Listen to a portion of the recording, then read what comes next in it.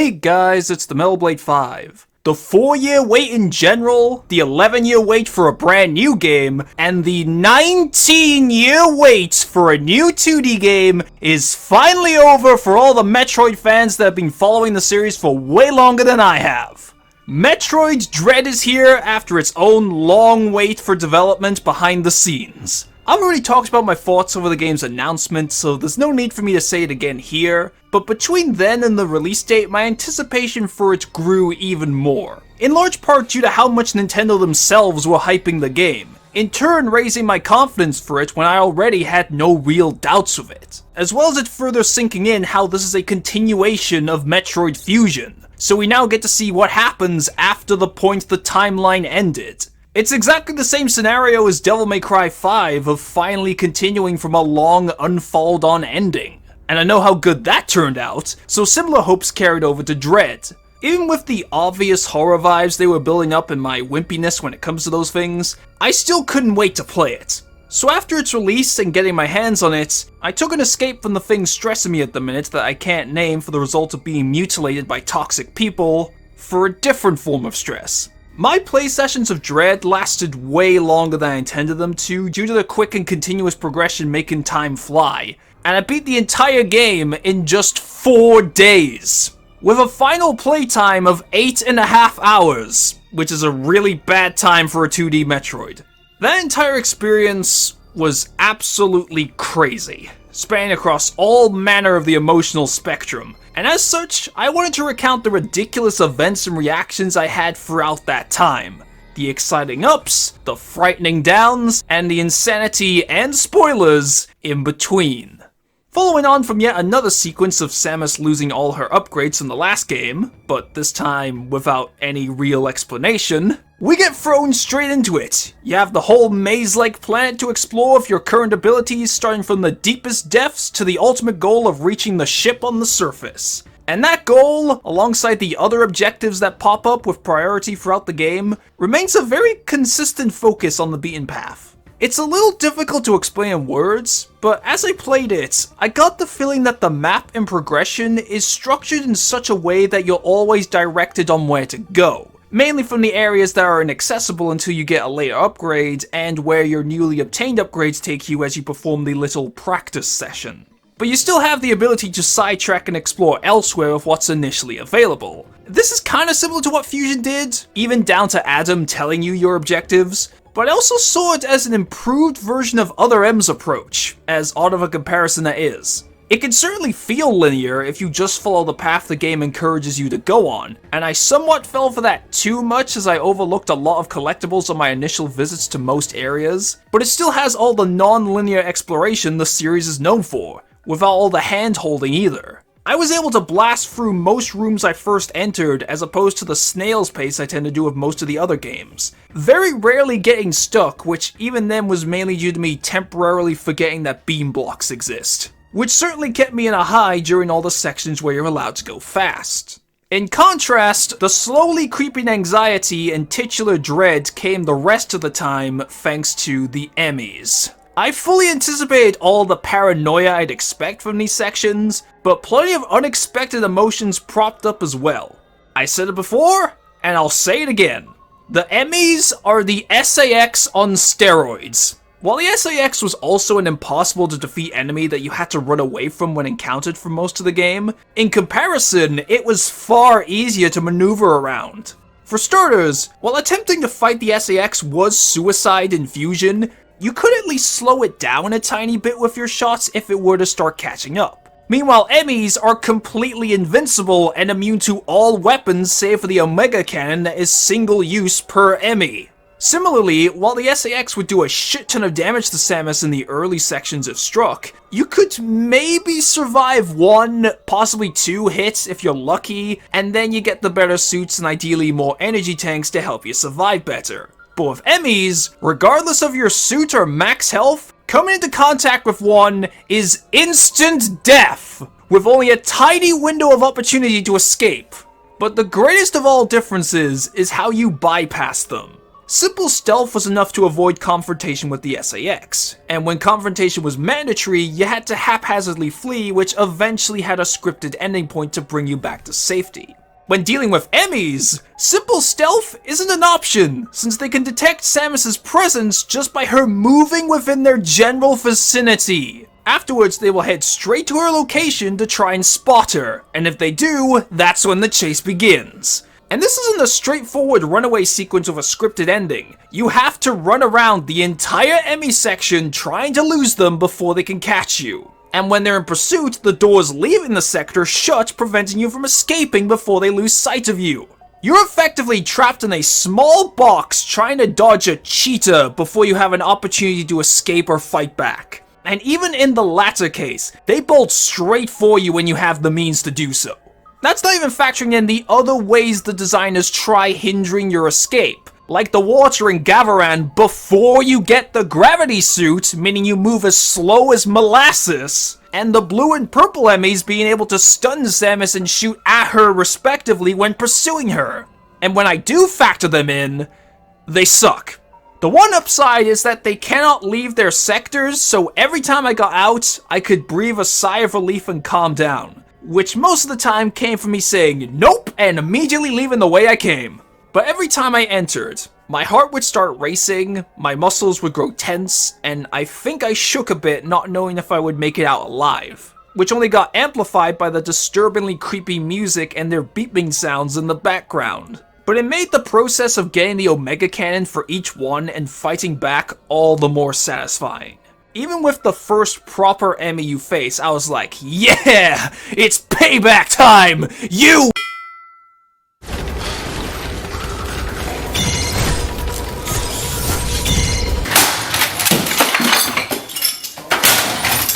Yeah, I died a lot in this game. Not just from the many EMMI deaths, and mainly the two I mentioned before, where they instantly detect Samus's movements no matter where she and they are in the sector. One time, as soon as I entered a sector, I dropped down a long vertical room to make distance without technically moving. I ended up landing on top of the EMMI and died.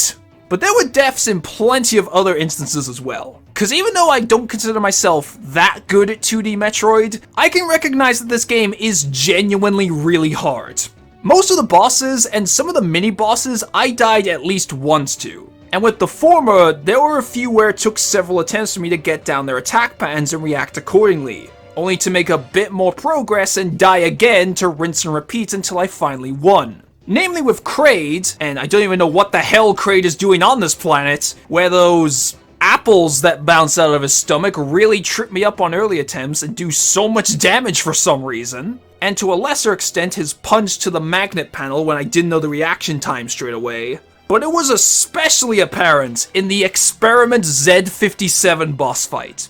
I'd say this was the point where I died the most, because all of his attacks do a shit ton of damage, as well as covering most of the screen. Most of them come really fast and get faster as the fight progresses, with more attacks added on top. Your counter opportunity requires you to have insanely fast reactions to hit it, and in the Flappy Bird attack, half the time on my unsuccessful attempts, the space jump wouldn't work despite getting the timing right, which would cause me to fall into the projectiles, get hit, and sometimes die.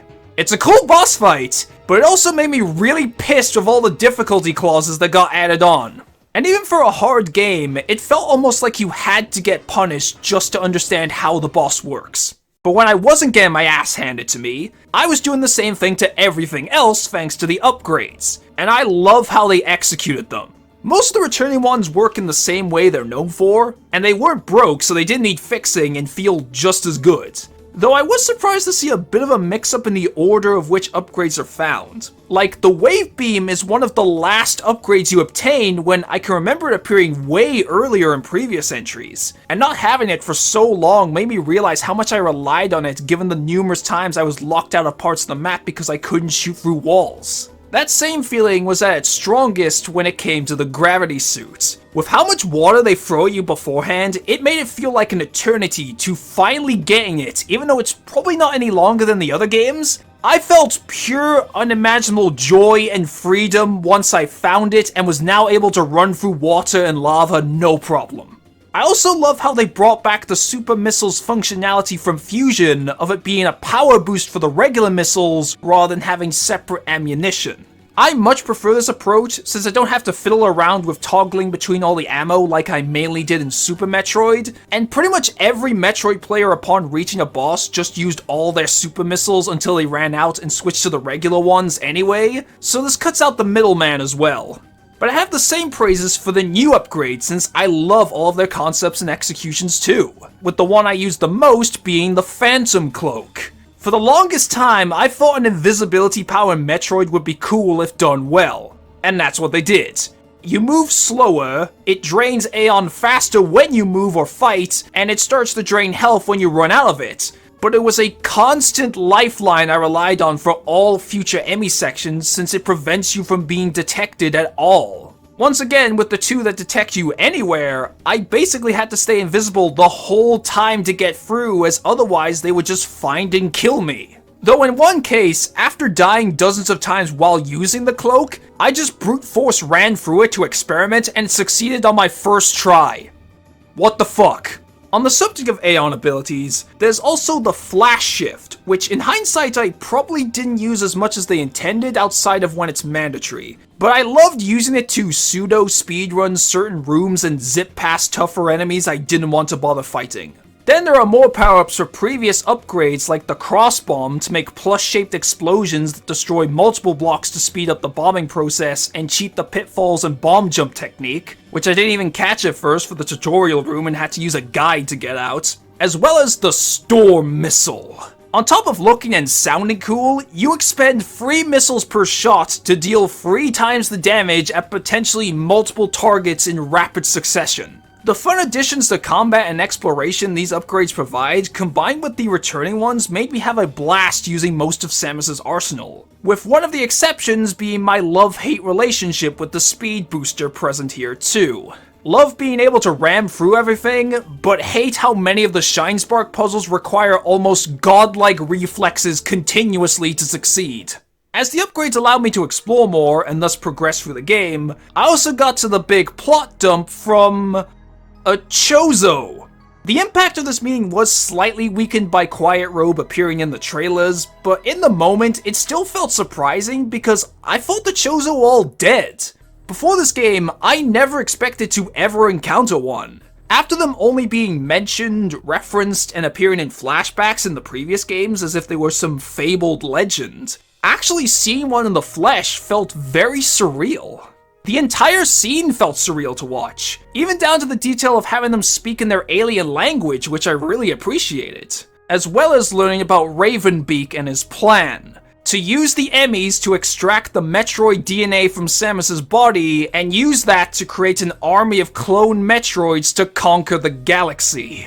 I think having a Chozo as the main villain is a genius idea. Not just because of the twist of them still being alive, but mainly because from them being the ones who adopted and raised Samus alongside how they're talked about elsewhere, I always had the impression that they were like an honorable, caring, almost guardian-like race of wise protectors. Ravenbeak completely goes against that image by being a ruthless warrior with ambitions of power, which I found really surprising to see. It's a good way of subverting expectations. So now it's up to Samus to stop him. And the cool moment had to get interrupted by the damn robot soldier that I died like 7 times to because of things like that fricking red spark attack. What is that hitbox? After this point was when I really felt like I was dying a lot and the difficulty sets in. Following the release of the X-Parasites to make it even more like Fusion, with them infecting and strengthening a bunch of enemies and most mini-bosses, but that part wasn't too bad. I very quickly got used to the changes and patterns to never die to them, but one also infects Quiet Robe's corpse to copy him and restart the remaining EMMIs, which were, yet again, the 2 that gave me the most trouble. It's also where the boss deaths became much more frequent, like the aforementioned Z57. But after many attempts, I managed to persevere and reach Hanubia, the planet's surface, and shortly thereafter made it to the final EMMI, fully expecting to have an even worse time dealing with this one as it seemed quiet. too quiet. Which appeared to be true as it hit me with a screen nuke to render me immobile. What I didn't expect, however, was for Samus to go, "I'm sick of your shit!" and just destroy it right then and there. Well, that was easy. And now I get the final item, the Power Bomb. After they teased me with it for so long, I'm so ready to use this. After getting the message from Adam that now all that's left is the final battle, it was time to go back and get everything I missed. Whenever a game's collectibles are tied to making you stronger, I always want to get 100% so I have the best chances of beating the final boss. And thankfully with the new map features, it didn't take as long as I expected it to, despite missing most of them before. Only ever needing to use a guide for those dreaded Shine Spark puzzles. Now with every collectible to place Samus at her strongest and entering the final battle, it is revealed that as a result of Samus awakening Metroid powers from the DNA, she apparently now is a Metroid. Now you have become the very thing you swore to destroy. Great, now that means all the filthy casuals who'd instinctively call Samus Metroid are technically right.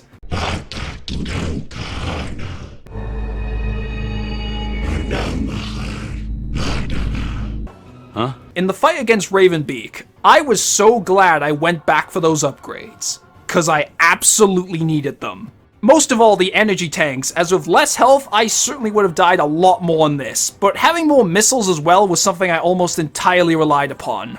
Ironically, this of all the late game boss fights was the one I say I performed the best on. I got my ass kicked on the first attempt from not knowing what to expect, not figuring out the exact nature of some of his attacks until I was already in a bad spot, and just from the sheer damage many of his attacks do. Then on the second attempt, I got all the way up to the third phase from having figured out and reacting to his first phase attacks to get a strategy going, having an easier time with the second phase, but still taking quite a bit of damage from also not knowing what to expect, but finding it easier to get the pattern down. However, it left me with low health by the time I got to the third phase, and from how ridiculous his attacks get by that point, I quickly died again. And on the third attempt, armed with all this knowledge on his attacks and how to dodge them, while still struggling a little bit on the third phase, I did it. I was exhausted mentally because it was still a very long fight, but I did it. I win!